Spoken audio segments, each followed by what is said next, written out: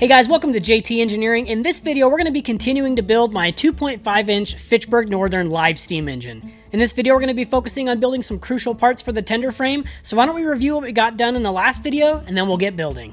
In case you missed the last video in the series, here's a quick review where we're at. We started work on the steam engine by machining all the parts and assembling the tender trucks. This was a necessary step prior to machining the parts for the tender frame, since some of the parts reference the bolsters on these trucks. So if you haven't seen that video and want to see how they're built, go check that one out and then come back here to follow along. So with every section of the locomotive, we're going to start here. We're going to start by really kind of studying the plans and getting a game plan. You can see this particular drawing is for the tender body, which, as you saw in my last video, I have one, but I actually got rid of it because I'm not a super big fan of it. So we're going to be making a more period correct tender body, and we'll go ahead and set this one aside for now. Now here, this is the main drawing for the frame. There are a few castings in the frame. The first couple castings are these two end pieces. The way that these work is you can see there's a hole that's already cast in this material. The coupler or the drawbar, depending on what side of the tender this is going to be on, will go in this hole. And these little extruded casting parts here are going to be what our frame mounts to. You can see on these drawings that there's quite a few little features just to mount the frame rails as well as the hole for the coupler or the drawbar. So I'm just going to kind of set these here so we can get a nice one-to-one visual of how all this is going to go together. Look at that. One-to-one plans are super sweet for this reason. The next thing we've got are these bolster supports. If you watched my last video of making the tender trucks, we had a dish that was machined in the bolster. The dish is going to ride on top of this, so we're going to need to do a little machining here. And then we're also going to be needing to drill and tap a hole that will be threaded that will act as the rotating pin for the bolster. And you can see that these two just slide in here like so. Pretty nice. On the very end, the side that the coupler is going to be on, we have this little extruded part that will get machined away, and it will live here like so. I'm not sure if that's coming up on camera, but you get the idea. Now, the last ones is we do have the frame rails. Now, the frame rails are made out of 1/2 inch by 1 inch by 1/8 inch thick C-channel. And the way that these are going to work is they're just going to sit right in here. You can see here on the end, a little bolt in together here. The inside ones will get machined nice, so they fit in here nicely, and it'll all just kind of bolt together. So compared at least to the tender trucks, there's not as much machining and assembly that needs to be done, so I'm hoping that this goes fairly well. So now that I've kind of looked at all this, I think the best plan of action for this build specifically is I think I'm going to start with these two end pieces. Now, if we bring this overall drawing off the top, we can see that here we have more detailed views of how all these parts are going to get machined. So just looking at this, I think this part right here is going to be a really nice place to start.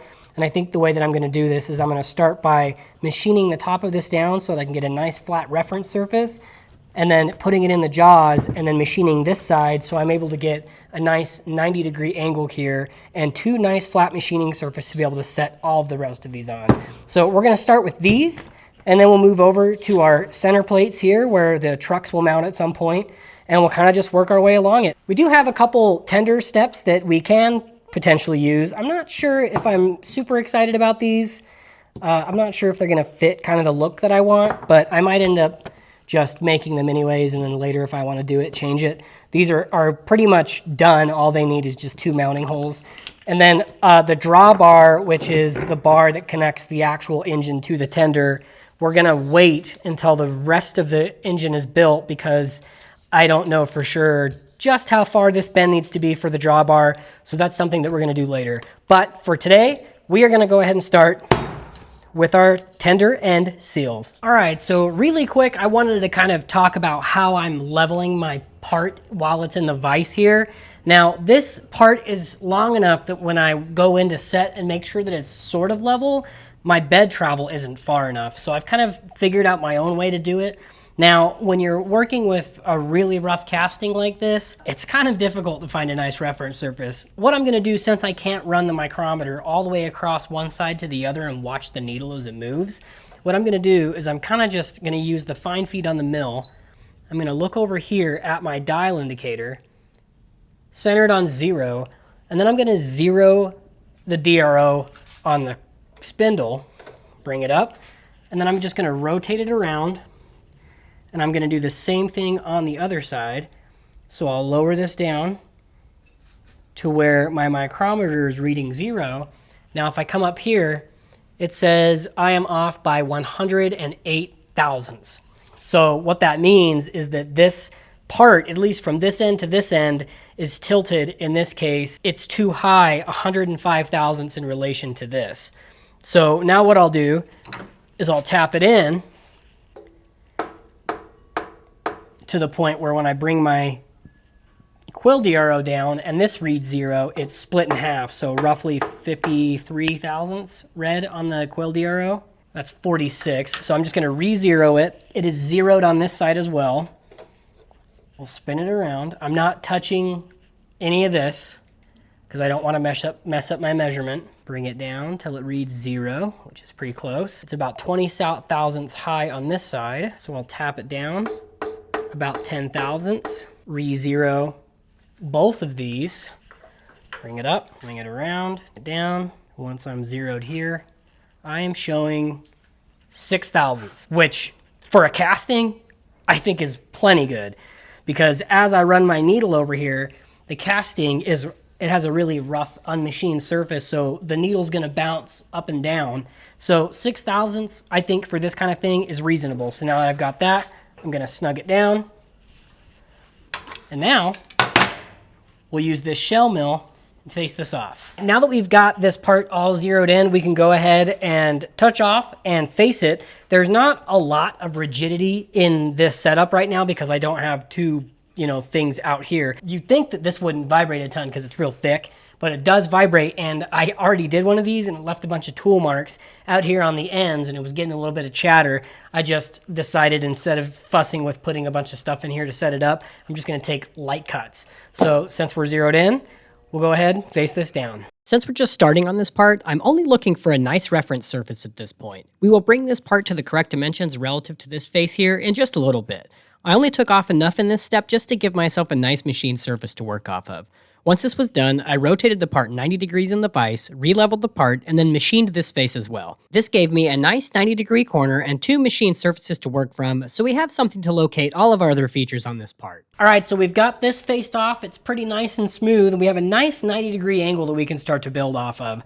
So now in this setup, there's a few more operations that we can do. The first thing is this part needs to be 1 inch wide all the way down, and it needs to be a total of 14 inches long.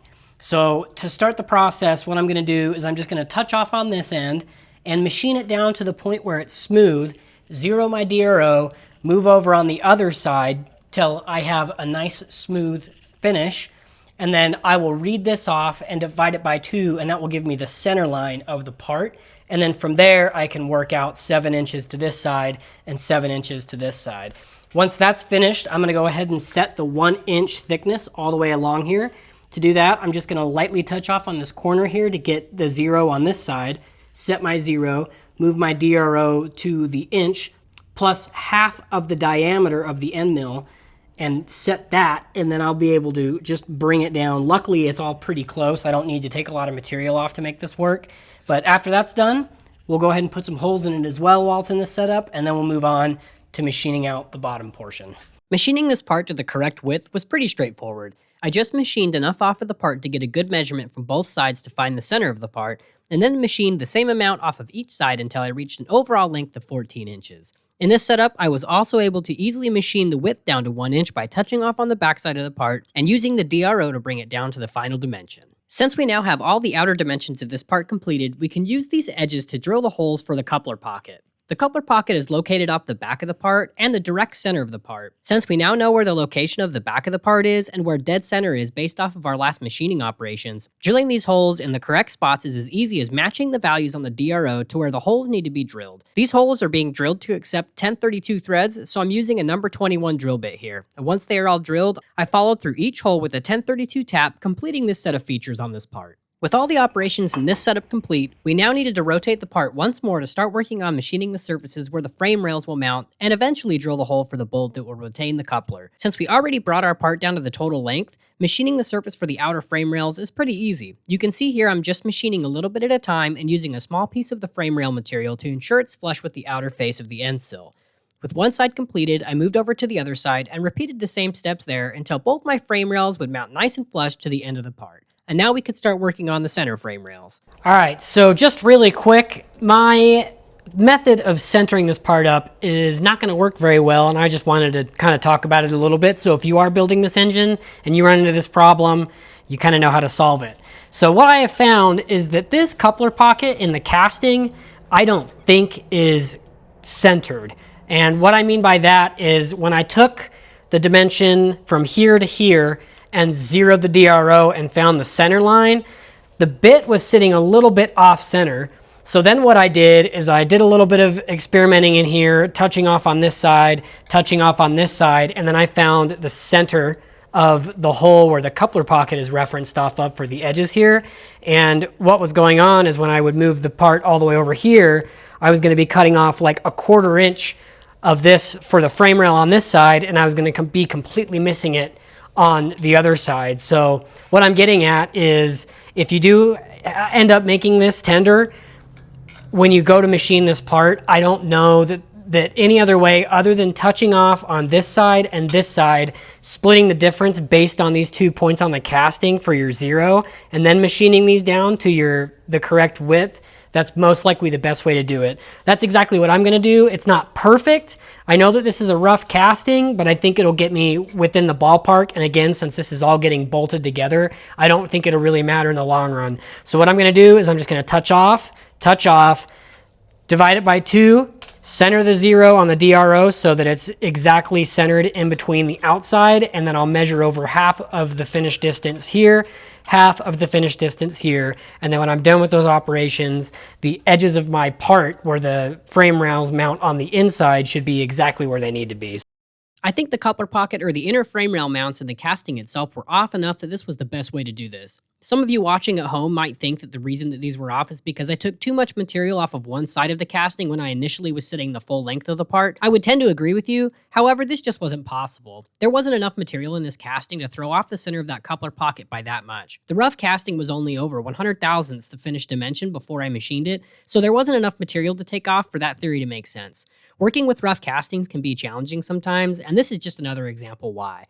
With the inner frame rail mounts complete, we only had one more operation to complete on these tender end sills, and that was to drill and tap the holes for the drawbar and the coupler pin.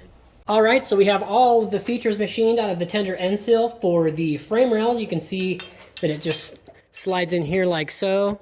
Nice. And then the inner ones just have a nice flat machine surface for us to bolt up against. We still have one more operation to do on these tender end sills. We need to drill our hole for the coupler and the drawbar. This is the coupler side. You can see here with the 4 mounting holes that we made for the coupler plate or whatever the hell it's called. So what we're gonna do is we're gonna set it in the machine. I've got a nice 90-degree angle here so that I know that it's gonna be nice and flat in the vise. And what I'm gonna do to make sure that it's centered inside the coupler pocket is I'm just gonna take an edge finder and find the edge right here on the corner. Right here on the corner, you can see on this casting that it's kind of angled a little bit, so it kind of is what it is. I'm going to do my best with that. And then as far as how far forward that hole is, the drawings call for 1 inch, and it's referenced off of this side, which makes things pretty easy. I can just take edge finder, find the edge here, and then move it forward 1 inch on the DRO. Now there's going to be 2 sizes of holes that are drilled in this. This is going to accept a 1/4 inch bolt to hold in the coupler or the drawbar. So the hole that'll be on this side is going to be a 1/4 inch, and then the hole that's on this side will be a little bit smaller for the 1/4 inch tapping threads. To start us off, I used the DRO and an edge finder to calculate exactly where I wanted my hole to land according to the plans. I first used the number 3 drill bit and drilled all the way through the pocket into the bottom of the casting. This drill bit is the correct size for the 1428 threads that will accommodate the bolt that will eventually hold the coupler or the drawbar in place. After the hole was drilled, I swapped out the drill bit for a 1/4 inch bit and only drilled through the top. I then ran my 1/4 tap through the bottom of the coupler pocket hole, completing all the operations on this tender end sill. Since the end sills were now complete, I decided to start working on the coupler pocket. To start off, I faced off the back of the part to give a nice flat and smooth mating surface against the tender end sill. When that was finished, I could flip the part over and set it on some parallels and start to machine out the coupler pocket opening. This was a bit tricky. The plans call for this hole to be 1 inch by 1 inch square. To machine out this hole, I started by using a 3/4 inch end mill, and I touched off on all 4 sides inside the casting to find the center of the hole. From here, I machined the hole to its final dimension using the DRO. However, this 3/4 inch end mill was pretty big for this application, so I switched to a smaller 1/8 inch end mill to finish up this hole. This is so I could get the radiuses in the corner to a smaller size, since I'll have to file the corners down later to make this pocket nice and square. So going all the way around with that smaller end mill worked pretty good. If you look down in the hole, you can see that it's fairly square. It's enough that I can file everything together, but I want to do it with the end sill to make sure that it's nice and square in there. So the next thing I'm going to do is, you saw earlier in the video, we drilled these holes for this coupler pocket thingy. Still don't know what it's called, but we drilled these holes for the mount. And if I would have been smart, I would have super glued this part to the front of the end sill and drilled these holes at the same time, so I knew that they were going to line up. So what I did is I just took a clamp and then I flushed up this inside edge where the coupler is going to sit as best as I can, and then I'll come in with a hand drill and just mark these where they should go and then finish drilling it out. Now, if I do this carefully, I won't mess up the tap. I'm just trying to mark it. That's good enough. Now when we pull this off, we've got our 4 holes marked in relation to this. And just for safety, I'll just go ahead and run a tap through these one more time, just to clean it up if I did mess anything up with the tap drill. So we've got our holes marked, and I'll clear it with the number 11 drill. Boom. Factory. All right, so now you can see when we slap this bitch on there, all of our holes line up. So what I'll do is I'll screw this together like it will be on the actual thing, and then I'll run a file through it to kind of clean it up.